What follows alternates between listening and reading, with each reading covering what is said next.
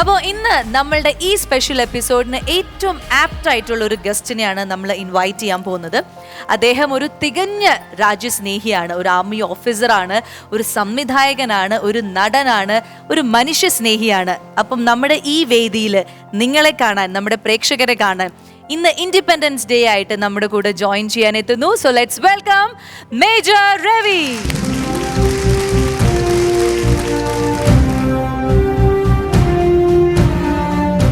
Jai Hind sir. Thank you. Yes, abo happy Independence Day. Thank you, lady. You're welcome, sir. അപ്പോൾ sir നമ്മൾ ദാ ഇന്ന് independence day special എപ്പിസോഡിനാണ് sir വന്നിരിക്കുന്നത്. ഒരുപാട് സന്തോഷം നമ്മൾ വിളിച്ചപ്പോഴേക്കും ഓടി വന്നതിന്. നമ്മുടെ സൂപ്പർ അമ്മയും മക്കളും അവരും ഇങ്ങനെ സാറിനെ കാണാനും കുറേ ചോദ്യങ്ങൾ ചോദിക്കാനും ഒക്കെ കാത്തിരിക്കുകയാണ്. ഞാനിപ്പോൾ പറഞ്ഞുള്ളത് I don't have a sister, I don't have a daughter. So എനിക്കിപ്പോൾ ഈ ചെറിയ കുട്ടികളെ കാണുന്ന സമയത്ത് ഒരു പ്രത്യേക feeling. Thank you so much. Nice to see you all, babies. Okay. Thank you, sir. And sir, നമ്മൾ ഇതുപോലുള്ളൊരു ഓഗസ്റ്റ് മാസത്തിലാണ് കീർത്തി ചക്ര എന്ന് പറയുന്ന ഒരു സിനിമ റിലീസ് ആവുന്നത്. അപ്പോൾ നമ്മളിങ്ങനെ മലയാളി പ്രേക്ഷകർ ഡയറക്റ്റഡ് ബൈ മേജർ രവി എന്നുള്ളൊരു പേര് കേൾക്കുമ്പോൾ നമുക്കറിയാതെ ഒരു മേജർ അദ്ദേഹം ഒരു സിനിമ എടുക്കാൻ പോകുന്നു, അതും രാജ്യത്തിനെ ബേസ് ചെയ്തിട്ടൊരു സിനിമ എന്തായിരിക്കും എന്നൊക്കെ ഒരുപാട് ആകാംക്ഷ നിറഞ്ഞൊരു സമയമായിരുന്നു. ആ സിനിമ കണ്ടു, എല്ലാവരും അത് നെഞ്ചിലേറ്റി. സോ ആ ഒരു സിനിമയുടെ ഒരു എക്സ്പീരിയൻസ് അല്ല എന്തെങ്കിലും സാറിന് ഈ മൊമെന്റിൽ ഷെയർ ചെയ്യാൻ തോന്നുന്നുണ്ടോ? ബ്രീഫായിട്ട് പറയാം. Because that was on August 3rd. ഈ സിനിമ കാണാൻ ഞാൻ വരുന്നത് ട്രിവാൻഡ്രത്തായിരുന്നു. എൻ്റെ ഫസ്റ്റ് ഷോ കാണണം എന്ന് പറഞ്ഞു. അപ്പോൾ അതിൻ്റെ തലേ ദിവസമായിരുന്നു ഞാൻ. അതിൻ്റെ തലേ ദിവസം ഗുരുവായൂർ പോയി പെട്ടിയൊക്കെ പൂജിച്ച് റിച്വൽസ് എല്ലാം ഉണ്ട്. ആരൊക്കെ വിളിക്കണ വെച്ചാൽ എല്ലാവരെയും വിളിക്കാം.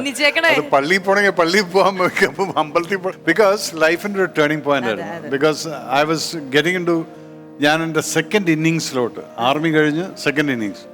അങ്ങനെ ട്രിവാൻഡ്രത്ത് വന്നിട്ടാണ് ഈ നിങ്ങളാരും അറിയപ്പെടാതിരുന്നിരുന്നൊരു മേജർ രവി എന്ന് പറയുന്ന ഒരു വ്യക്തിയെ മേജർ രവി ആക്കിയത്.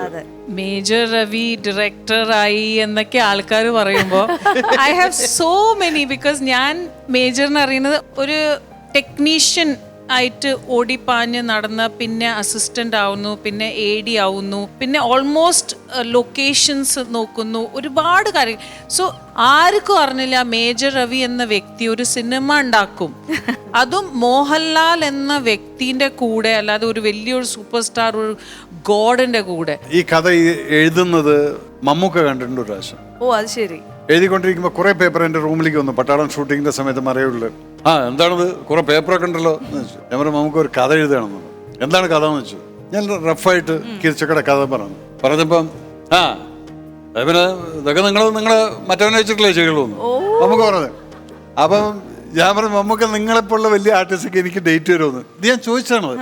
അപ്പൊ എൻ്റെ മനസ്സിനകത്ത് മമ്മൂക്ക പറഞ്ഞൊന്നും ഞാൻ പറയുന്ന ഒരു തമാശ പറഞ്ഞായിരിക്കും. മമ്മൂക്കൊക്കെ എനിക്ക് ഡേറ്റ് വരുമോ, മോഹൻലാൽ എനിക്ക് ഡേറ്റ് വരുമോ? ഞാനത് വിട്ടു. ഫ്രണ്ട്സ് ആയിരിക്കും. ഫ്രണ്ട്സും പ്രൊഫഷനും തമ്മിൽ വ്യത്യാസം ഉണ്ടെന്നുള്ളതാണ് എൻ്റെ വിചാരം. അപ്പം അങ്ങനെ വെച്ചിട്ട് ഞാൻ ബിജുമേനെ വെച്ചിട്ട് പ്ലാൻ ചെയ്താണെല്ലാം. ബിജുവിനെ വെച്ച് പടത്തിൻ്റെ ലൊക്കേഷൻ കാർഗിലൊക്കെ പോയി സ്ഥലമെല്ലാം കണ്ട് തിരിച്ചു വന്നു.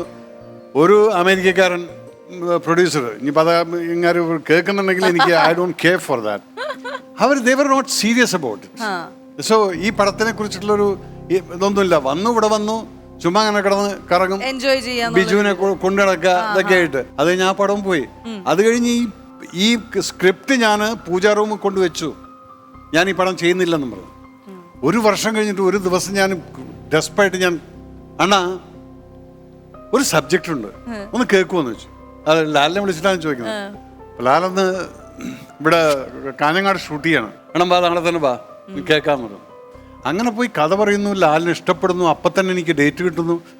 ഈ ഡേറ്റ് കിട്ടിയിട്ട് ഞാൻ അവിടുന്ന് പോന്നിട്ട് എനിക്ക് കോൾസ് വരികയാണ്. മോഹൻലാൽ ഡേറ്റ് തന്നാ? ഞാൻ പറഞ്ഞു എനിക്കറിയില്ല, ഓക്കെ എന്ന് പറഞ്ഞു. അപ്പം ഈ ഡേറ്റ് കിട്ടുക എന്ന് പറഞ്ഞു കഴിഞ്ഞാൽ ഇങ്ങനെയാണെന്നുള്ളതൊന്നും എനിക്കറിയില്ല. കുറച്ച് കഴിഞ്ഞിട്ട് ഞാൻ ഇങ്ങനെ പോരുമ്പോൾ ദൈവമേ കഥ പറഞ്ഞു, ഇനിയിപ്പോൾ ഇത് പടം ഷൂട്ട് ചെയ്യണ്ടല്ലോ. അതിനിപ്പോൾ എങ്ങനെ ഈ മോഹൻലാലിനെ വെച്ചിട്ട് ഞാൻ എങ്ങനെ പടം ഷൂട്ട് ചെയ്യും? That and all were an innocent way of thinking it. Yes. I never had that but I had a guts that ഇത് ഞാൻ ചെയ്യും. അതിനിടയിൽ പല സ്റ്റോപ്പേജസും വന്നിട്ടുണ്ട്. കിർച്ചക്ര ചെയ്യുന്ന സമയത്ത് പല ആന്റി ഫോഴ്സുകളും വന്ന് ഇത് നടക്കുമോ ഇല്ലേ എന്നുള്ളതൊക്കെ. But I had A determination. Kid Chakra should hit the screen and public should watch. At least ദൈവത്തിനോട് പ്രാർത്ഥിച്ച് അറ്റ്ലീസ്റ്റ് ഒരു 20 ദിവസം ഓടി കിട്ടിയാൽ മതി. ആ പടമാണ് 155 ദിവസം തിയേറ്ററിൽ ഓടിയത്. So it's all when you work hard, when you have A determination in your mind. നിങ്ങളുടെ മനസ്സിനകത്ത്, കുട്ടികളോടാണ് പറയുന്നത്, നിങ്ങൾ എന്തെങ്കിലും ഒരു സ്വപ്നം ഉണ്ടെങ്കിൽ അത് മനസ്സിനകത്ത് നമ്മൾ മാത്രം വെക്കുക. ശ്വേത പറഞ്ഞ പോലെ ഒരാൾക്കും അറിയില്ലായിരുന്നു ഞാനത് ചെയ്യാൻ പോകുന്നത്. പക്ഷെ എൻ്റെ മനസ്സിനകത്തുണ്ട് ഞാനത് ചെയ്യും. ആ ചെയ്യും എന്നുള്ളത് നമ്മൾ ഒറ്റയ്ക്കേ ചെയ്യാൻ പറ്റുള്ളൂ. അപ്പൊ അതിന് സപ്പോർട്ട് ചിലപ്പോൾ കിട്ടില്ല. എനിമിറ്റികൾ ഇഷ്ടം പോലെ ഉണ്ടാവുമായിരിക്കും. നമ്മളത് സ്വതസിദ്ധമാണ്. ഈ അസൂയ എന്ന് പറയുന്നൊരു അസുഖം ഉണ്ടല്ലോ. അപ്പൊ അത് ആര് ആണെങ്കിലും ശരി, നിങ്ങളുടെ മനസ്സിൽ ആ ഡിറ്റർമിനേഷൻ ഉണ്ടെങ്കിൽ, go at girls, you should not go back. Okay, അങ്ങനെയുള്ളൊരു കുട്ടികളായിട്ട് നിങ്ങൾ വളരണം. Okay, thank you sir. ഈ ഒരു മെസ്സേജ് ഞങ്ങളുടെ കുട്ടികളെ കൊടുത്തതിന് താങ്ക് യു. അപ്പം സാറിന് അവിടെ ഇരിക്കാം, ശ്വേതാജിയുടെ അടുത്ത് ഗോസിപ്പ് പറയാം, ഇടയിൽ ഞാൻ ചോദിക്കുന്ന ചോദ്യത്തിന് ഉത്തരം പറയാം. ഇത്രയും നേരം ശ്വേതയുടെ കൂടെ അവിടെ ഇരിക്കണം. ഇരിക്കണം സാർ, എന്നോട് ക്ഷമിക്കും സാർ. Thank you. ഇടയിൽ ഞാൻ ഈ ലേഡീസിനെ വിടുന്നതായിരിക്കും.